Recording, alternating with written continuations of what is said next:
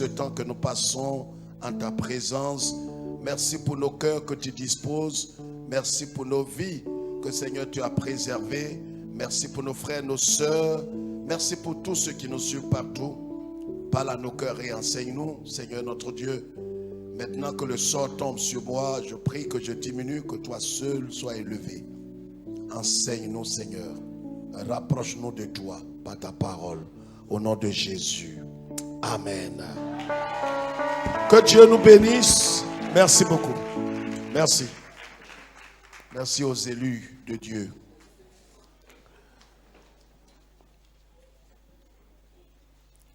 Que Dieu nous bénisse.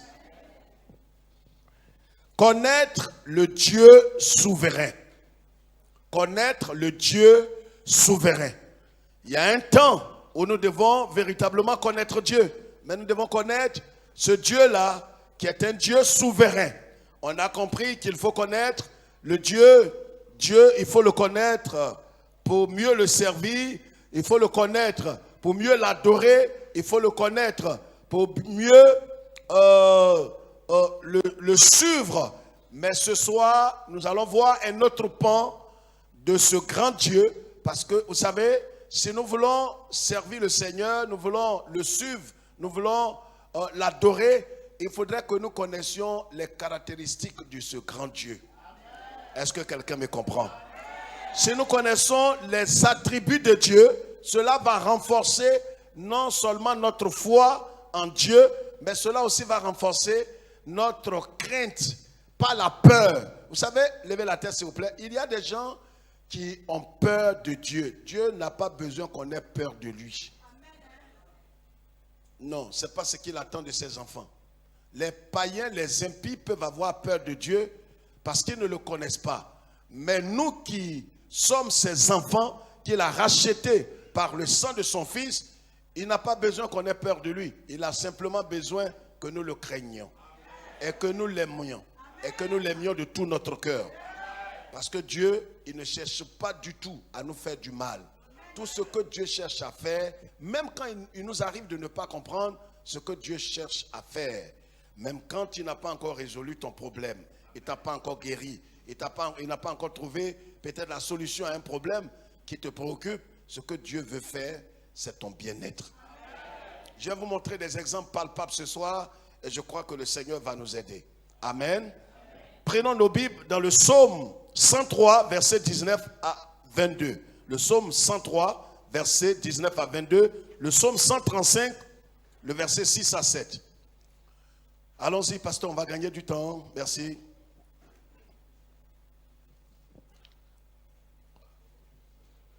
Verset 19.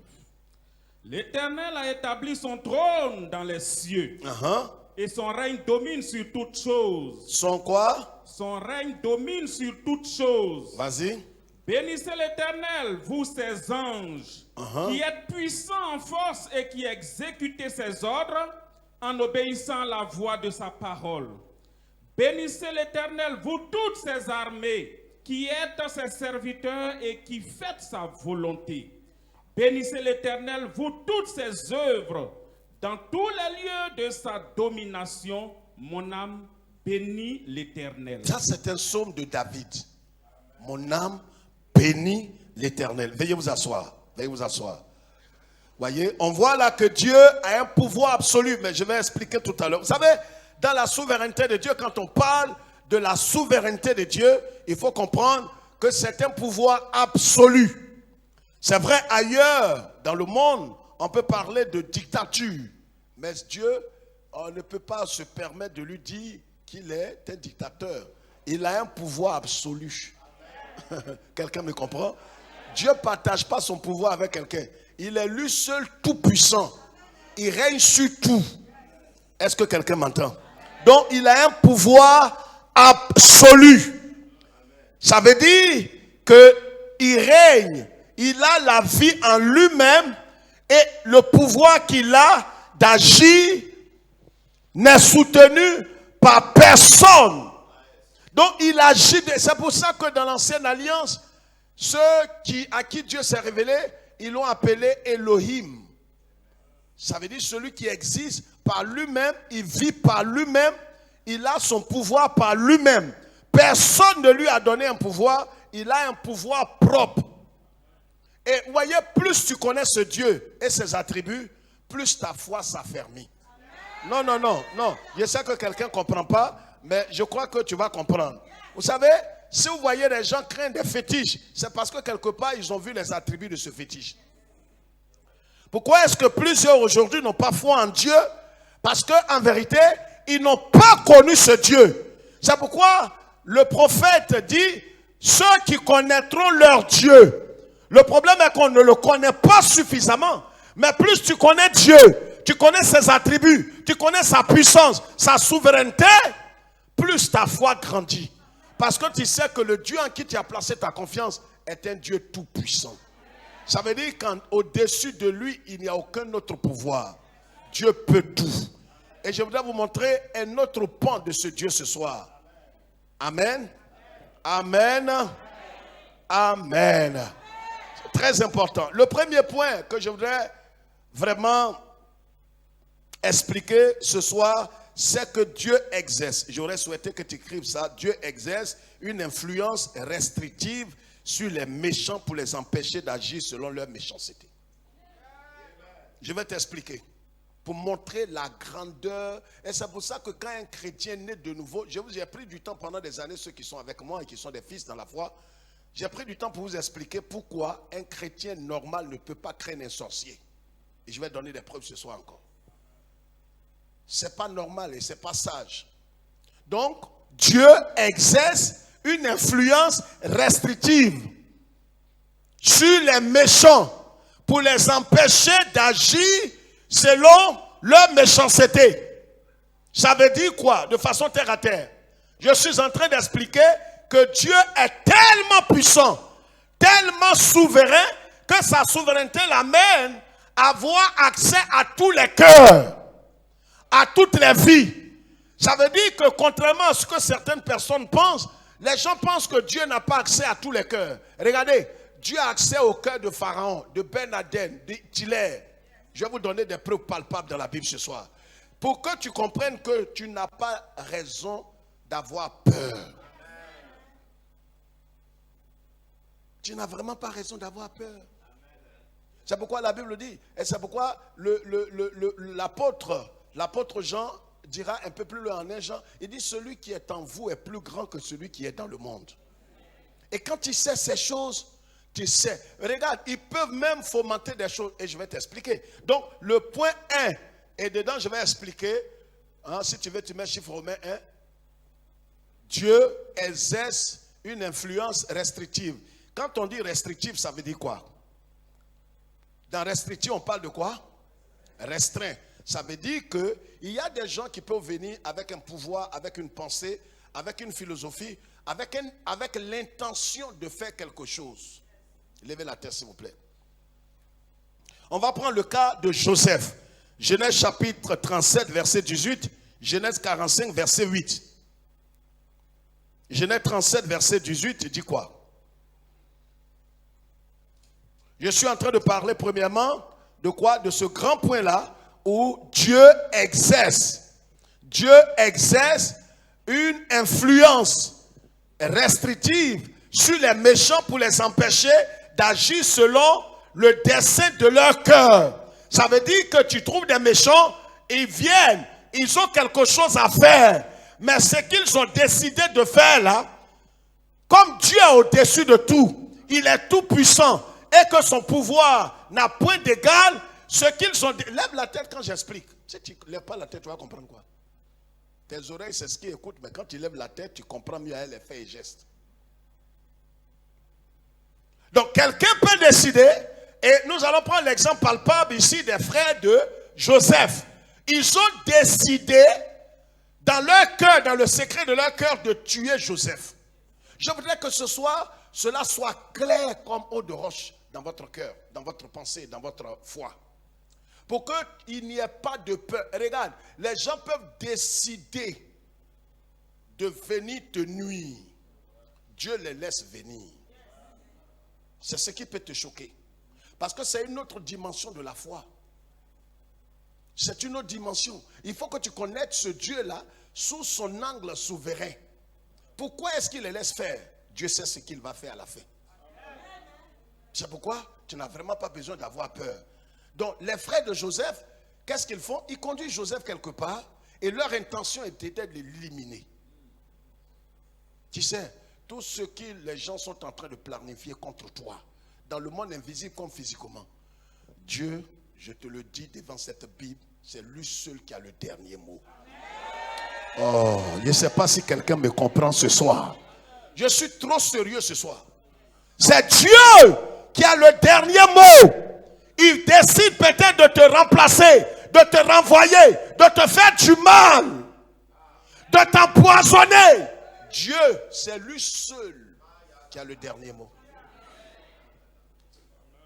Donc, ils ont décidé, qu'est-ce qui va se passer? Vas-y, très vite. Ils le virent de loin et avant qu'il fût près d'eux, ils complotèrent de le faire mourir. Donc, ils l'ont vu de loin et ils ont comploté dans le cœur de le faire mourir. Leur intention, ce n'était pas de le vendre, ce n'était pas de le jeter dans un puits. Tu ne sais pas l'intention que les méchants, tes ennemis, sont en train d'orchestrer contre toi. Mais ce qui est important et la bonne nouvelle ce soir, c'est que tu n'as même pas besoin de chercher à comprendre. Parce qu'il y a quelqu'un qui est déjà au courant de ça. Est-ce que quelqu'un me comprend? Tu n'as même pas besoin, il y a quelqu'un qui gère ça. Donc quand ils l'ont vu de loin, ils ont déjà comploté. Ils t'ont vu de loin, ils ont vu ton étoile de loin, ils ont déjà commencé à comploter.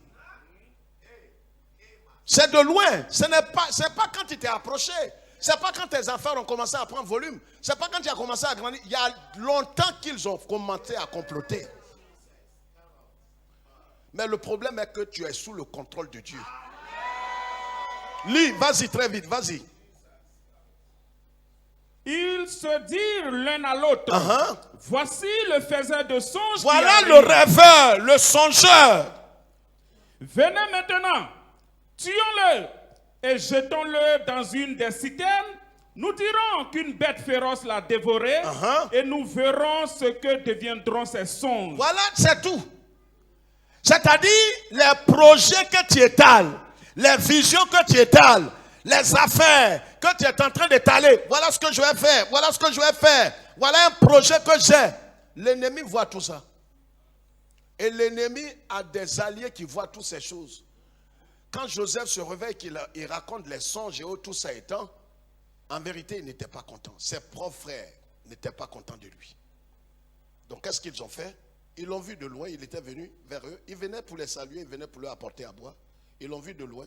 Malgré le bien que tu vas faire à ton ennemi, ce n'est pas le bien là qui va adoucir son cœur. Ce n'est pas la gentillesse. Souvent les gens disent non, je vais faire ça à mon beau-père, à mon belle-mère, à ma bonne-tante, à ma tante, à ma tante. C'est bien, il faut faire. Ça ne va pas adoucir. Un sorcier, ça ne va pas adoucir son cœur. Mais toi, n'arrête pas de faire le bien parce que derrière le bien que tu fais, Dieu a un projet. Donc, qu'est-ce qu'ils ont fait? Ils ont comploté. Pour eux, ils avaient déjà eu Joseph. C'est ce qu'on lit là. Alors, ils complotaient contre lui. Mais Dieu n'a pas permis à ses frères de réaliser leur mauvais dessein. Qu'est-ce qu'il va faire? Suivez ici. Il va toucher le cœur de qui? De Ruben, le plus grand. Tu sais, dans ta vie, je suis en train de t'expliquer quelque chose ce soir pour que tu comprennes la providence divine. Vous savez, quand quelqu'un croit au Seigneur et croit véritablement qu'il est né de nouveau et croit au hasard, c'est l'un des hommes les plus malheureux. C'est pourquoi les jeux du hasard, les lotos, les bingos, je ne suis pas dedans. Les jeux du hasard, ça ne vient pas de Dieu. Il n'y a pas de hasard dans la vie d'un chrétien né de nouveau. Je te dis ces choses pour que ta foi prenne racine. Le Dieu, dans les mains de qui tu es là, il est au contrôle de tout. Même ce qui semble t'échapper, n'échappe pas à l'Éternel. Joseph est parti et pour eux, il avait déjà maîtrisé, c'était fini, ils ont fait un complot, ils l'ont mis. Et ils l'ont attrapé, leur projet, et tous, ils ont dit tuons-le. Plus de 10 personnes, ils ont dit tuons-le. Mais quand ils sont arrivés, regardez comment Dieu qui a accès à tous les... Nous sommes en train de parler de connaître le Dieu souverain. C'est-à-dire la souveraineté de Dieu l'amène à avoir une décision qu'aucun homme... C'est-à-dire pendant que ses frères étaient en train de faire leur projet, Dieu était derrière eux. Dieu était derrière eux. Il ne les a pas empêchés d'avoir leur projet. Mais il va se saisir de leur vilain dessein là pour accomplir lui son dessein.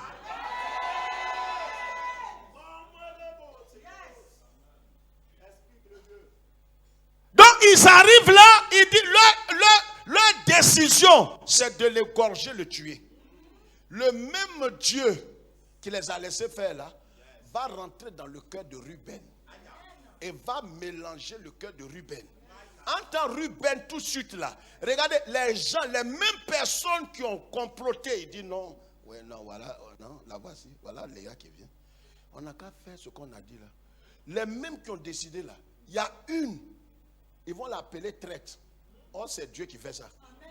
Il y a une parmi elles qui subitement change. Dit non, moi je ne sens pas quoi, je ne sais pas, non, empoisonnement là, sincèrement, laissons tomber. Elle croit que ça vient d'elle. C'est Dieu qui fait ça.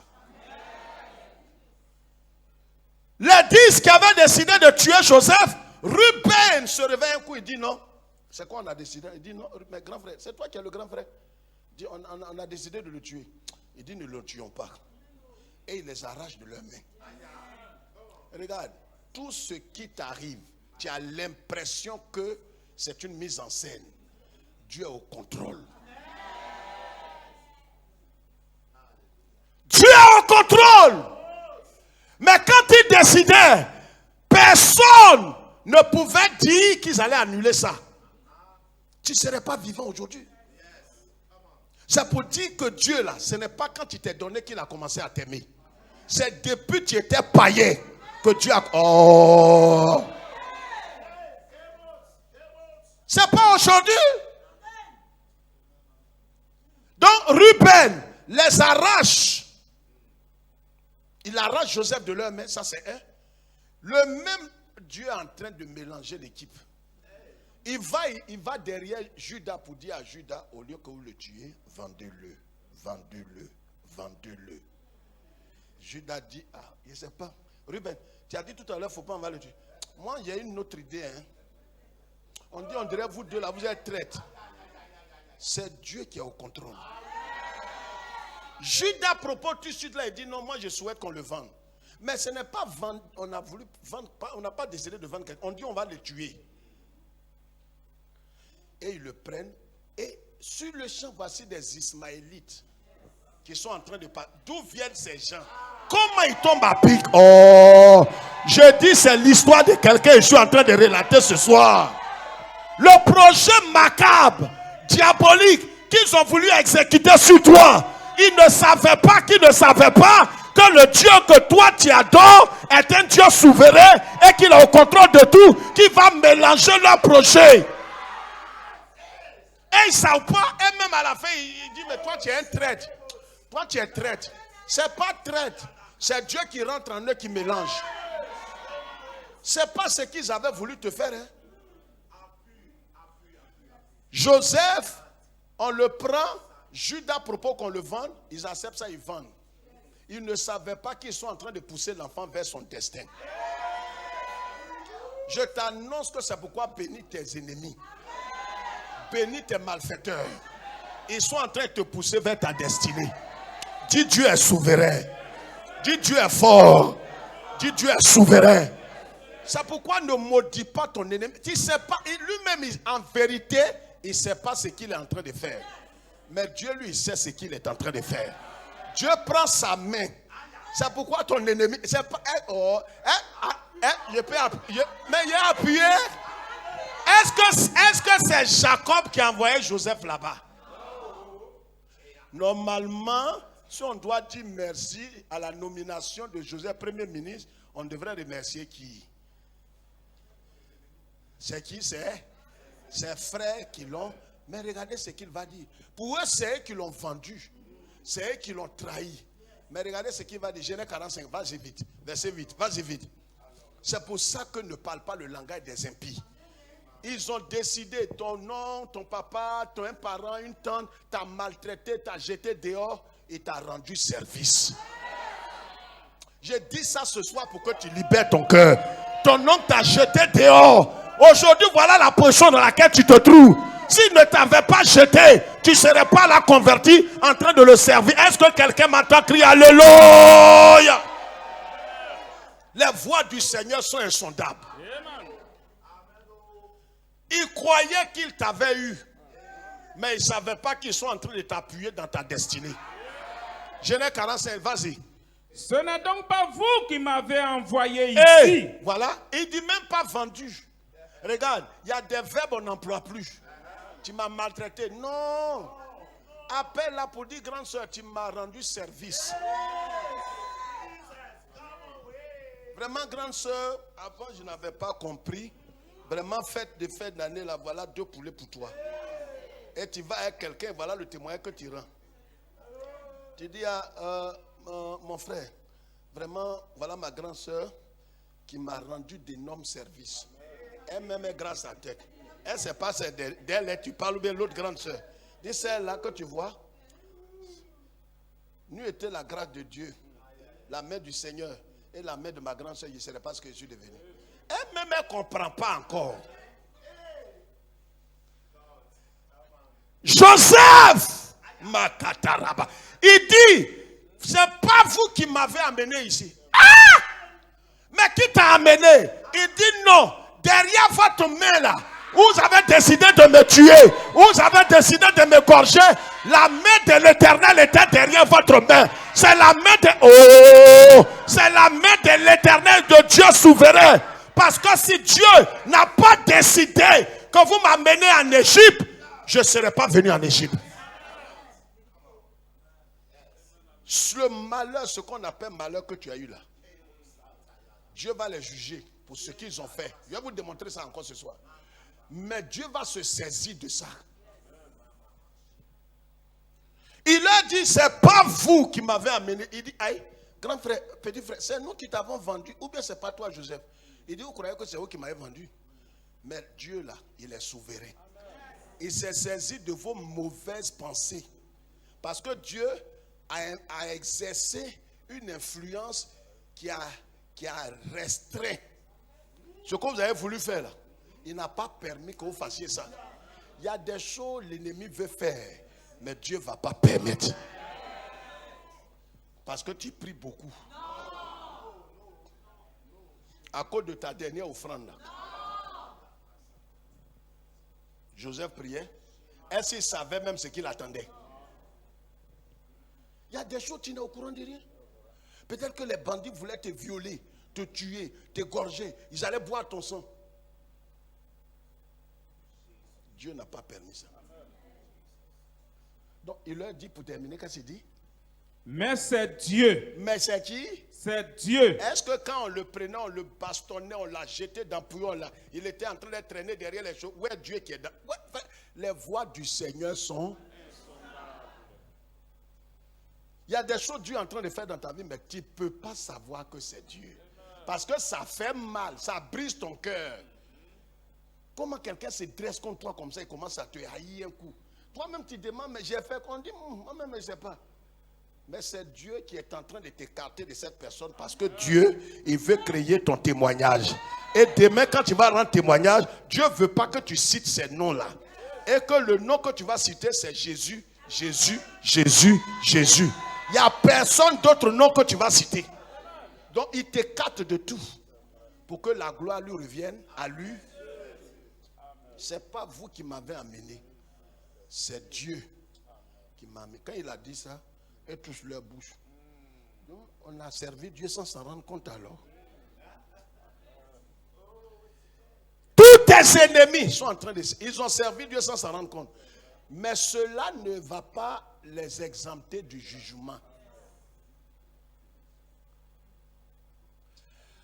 Donc voilà comment Joseph a expérimenté la souveraineté de Dieu.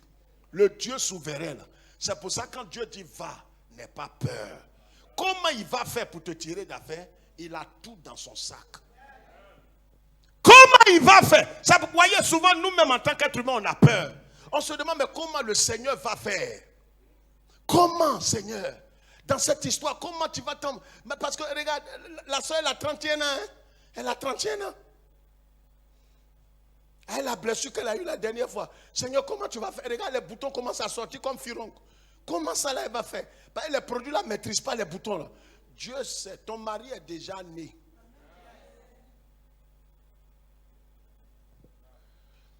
Ce que tu es en train de voir, là, c'est un match qui est déjà joué. C'est son indifféré, tu vois, là. Les plans de l'Éternel qui sont éternels vont s'accomplir sur ta vie.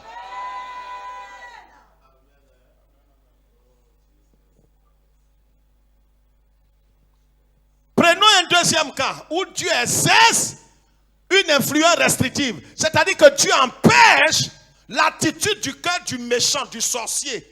Pour que, regarde, quand tu étais pas, il y a des choses qu'il voulait te faire. Est-ce que quelqu'un se souvient de tout ça? Quelqu'un comprend le message ce soir? Comment la main souveraine de Dieu l'a préservé? Il y a des choses que des gens voulaient te faire. Ils voulaient peut-être détruire ta vie. Mais le Seigneur n'a pas permis. Avant, tu disais, je ne sais même pas. En tout cas, la nature, ce n'est pas nature. C'est Dieu qui va t'appeler là. C'est lui qui faisait ça. Il t'a aimé, ce n'est pas aujourd'hui. Je peux t'expliquer. La Bible dit, lorsqu'on était ses ennemis, il a payé le prix de nos péchés. C'est ça qui a bouleversé la vie d'une jeune fille. Ils étaient à l'université. Et puis, il y avait un frère qui lui avait dit qu'il aimait tout ça. En tant le frère même orphelin. Et il travaillait un peu, et il faisait maçonnerie pour payer quand même un peu ses documents, payer ses trucs.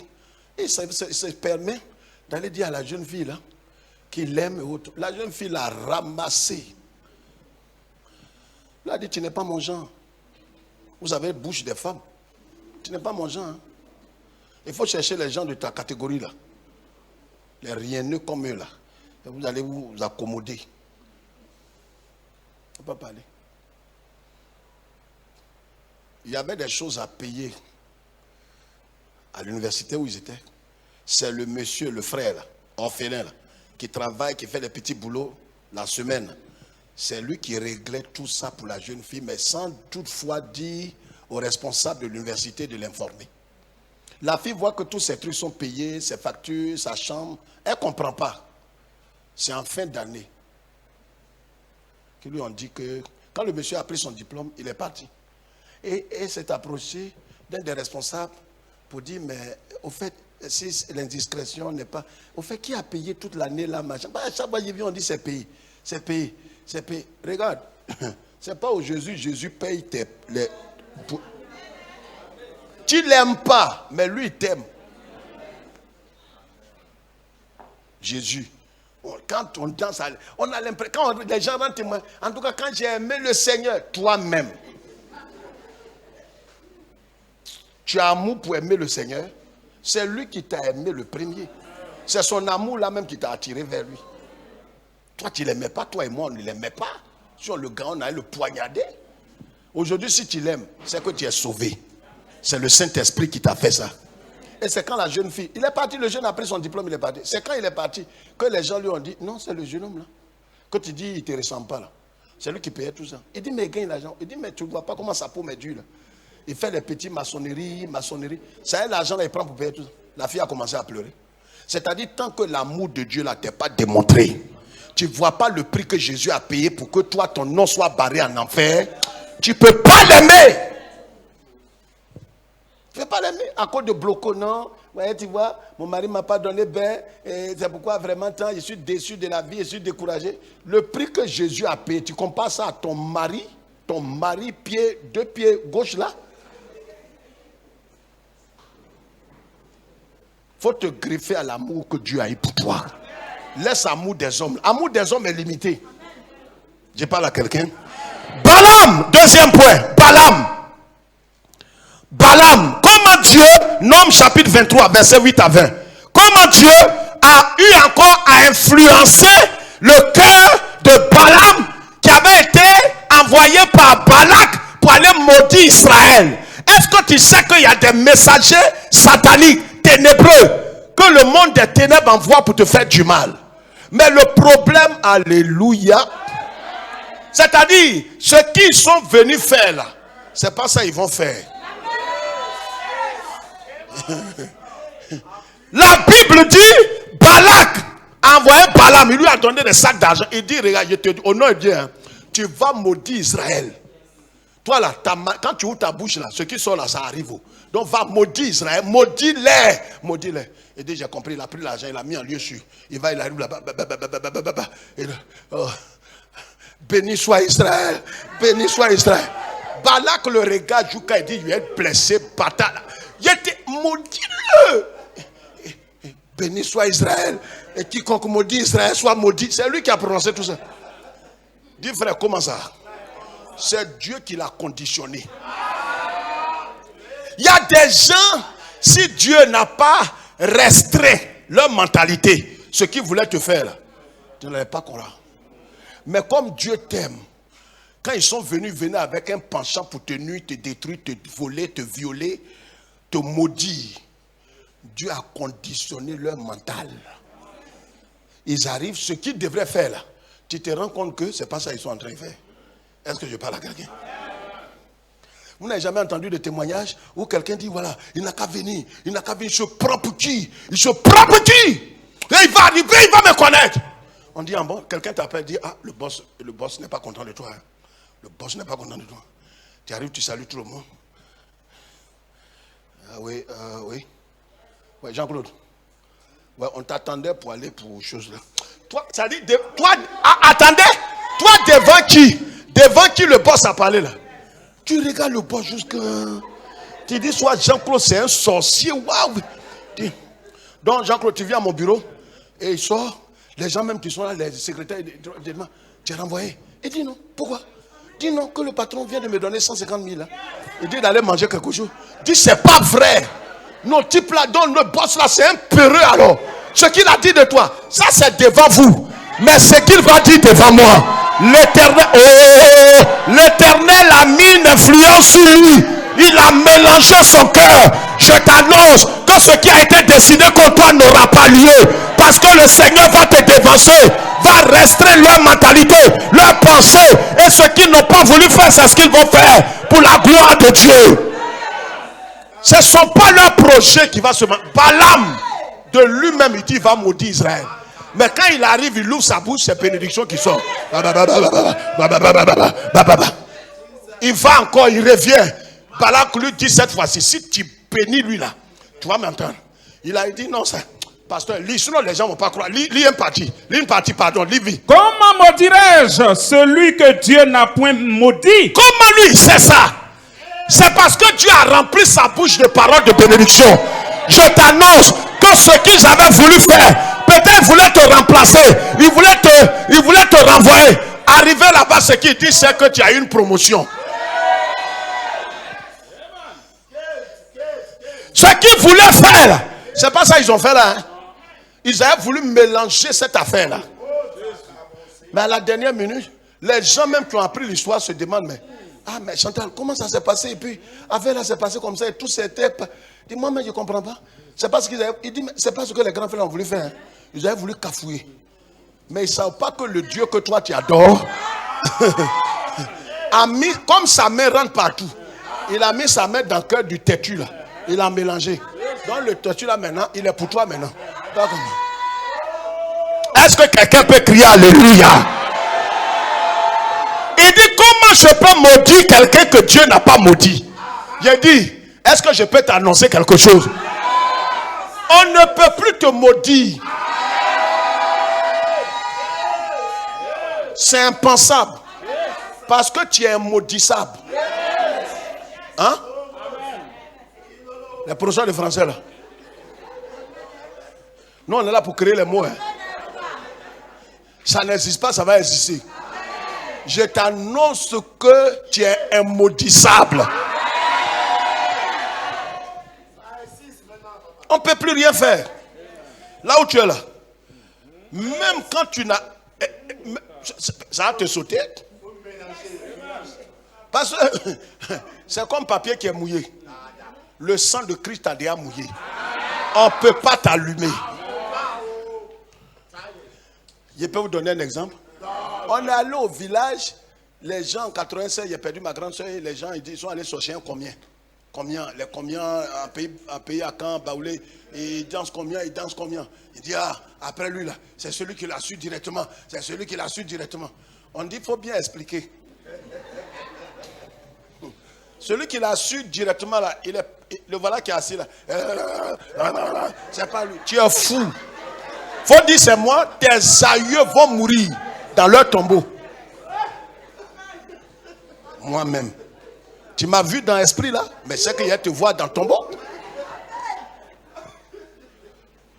Je dis, ton nom n'est plus dans Kaaba. Ils vont regarder dans leur miroir, ils vont voir tout le monde sauf toi. Dis frère, pourquoi ça même? Je vais t'expliquer ça. Jésus-Christ, nous sommes le corps de Christ. C'est lui qui est la tête. Regarde sur ton passeport. C'est pas le corps, on voit où. C'est la tête là. Cette tête là, quand il présente et puis tu passes. Le corps là, s'il est paralysé, on ne demande pas s'il est bon ou bien il n'est pas bon. Je t'annonce que celui qu'on voit partout, c'est pas toi, c'est la tête. Est-ce que quelqu'un comprend? C'est la tête là. C'est Yeshua qui est là, tête. Donc s'il veut voir quelqu'un dans le miroir, qui va apparaître là-bas? Moi je ne suis pas tête, je suis corps. Donc c'est Kungro là qui sort là-bas. Je t'annonce que tous leurs fétiches ils font là, c'est la tête là qui va sortir là-bas. Dis c'est bien fait pour eux. Amen. Donc Balaam n'a pas pu maudire Israël. Pourquoi? Parce qu'Israël est immaudissable. Donc tous incantations, ils sont Dieu même. Dieu, oh Dieu, notre Dieu là même souvent André il joue ballon à eux. Dieu même souvent c'est fait là quand il lit, Bible là quand tu comprends, tu lis, tu ris.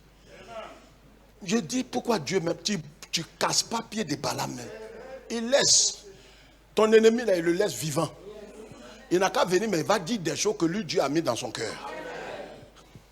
Ça là, ils n'ont pas voulu te donner là. C'est ça, ils vont te donner. C'est quand ils vont te nommer, c'est là quand ils vont partir, ils vont te dire, c'est quel poste on t'a donné là? Vous m'avez donné sous-directeur. C'est ce qui va t'arriver au nom de Jésus. On m'a dit qu'ici à l'indépendance, il y a un tonton là. Francine, tu te souviens de cette histoire? On dit il y a un tonton là habillé dans colonel ou bien quoi. Il allait défiler. Hein? Mamie est là. Mamie n'est pas là. Quand il allait défiler, il finit, il vient à la maison. On dit il faut enlever tenue là. Il dit tu es fou. Ou faut lui dire non, c'est fini, les blancs sont partis, il faut enlever tenue. Il dit tenue qu'on m'a vu dedans là. Je ne peux pas enlever. Je t'annonce que c'est ton cas. On va enlever quelle tenue. C'est avec Christ là tu vas mourir. Alléluia. Dieu, il exerce toujours sur les impies. C'est il les laisse faire. Ce qu'ils vont te faire là, ça ne va pas te plaire. Le dernier cas que je voulais citer ce soir, Exode 34, verset 24. Vous allez voir quelque chose d'insolite. Vous allez comprendre pourquoi quand on vient au culte, il y a des choses qui se passent et vous ne comprenez pas ce qui se passe. Dieu demande aux enfants d'Israël de monter 3 fois l'année pour venir l'adorer. Ils laissent leur maison, ils laissent leur or, ils laissent tous leurs biens et ils viennent. En temps, en face de leur pays, tous leurs ennemis sont là. Je ne sais pas si quelqu'un comprend ce que je suis en train de dire. C'est comme ce camp-là, c'est le camp ennemi, et puis voilà le camp de Dieu, bien voilà le camp de Dieu, voilà le camp ennemi. Et ceux-là, ils se lèvent, on dit, bon, tous ceux qui sont là, ils guettent ceux qui sont là. Dans ceux qui sont là, on vous dit, levez-vous, allez au dehors, dans la cour, allez faire votre offrande, restez là-bas 30 minutes. Personne n'est ici.